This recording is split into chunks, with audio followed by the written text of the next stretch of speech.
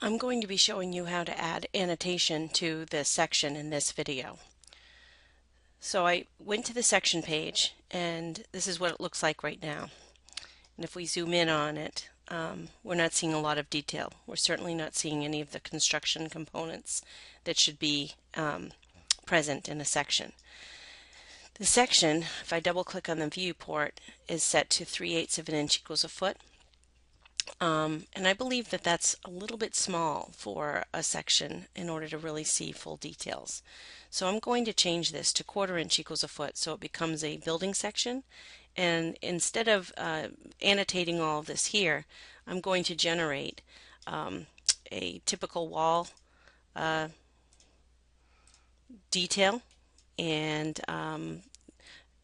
maybe a cornice detail and things like that as exploded views or enlarged views rather over here on the sheet. And we may even have to create a second sheet in order to get everything in here that we want to see. So I've kind of tucked this up here. I may move this down here instead of up here. It all depends on where I decide to put all the rest of the details. But for now, I guess I'll leave it here. Let me turn off. Oh, the crop region is off. All right, so what we need to do first is we need to decide where we want to create the details. I also want to look at whether or not I'm maximizing the view of my section view as well as I can. I see that I have some windows and door or a window beyond here, and I want to see if I can move that section line over enough so I can grab the stairs and the windows as well, as I'd rather show as much information as possible in that section.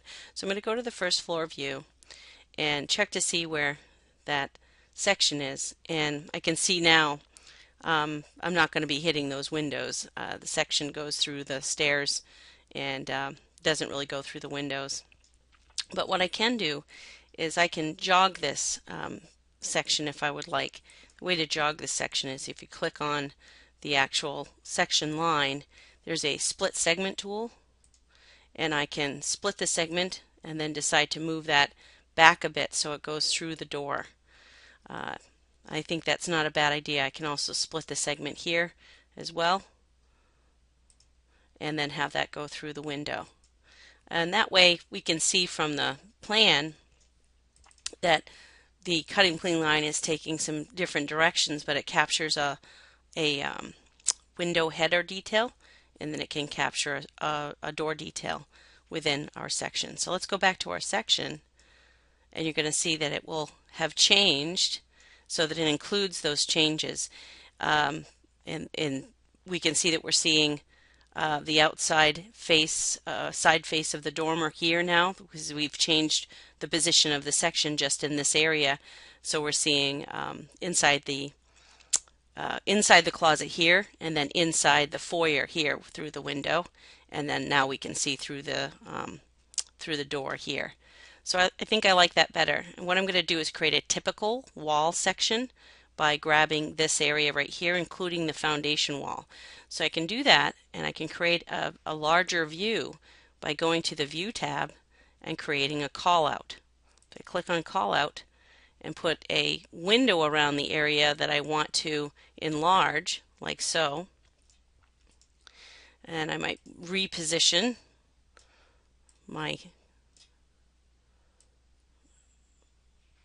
call out here to a different spot, and you'll see that the call out doesn't have any information in it yet, but as soon as I drag and drop that new call out is right here onto this sheet, then it's going to generate the information to locate it.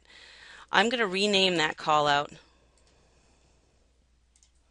wall section or typical wall section.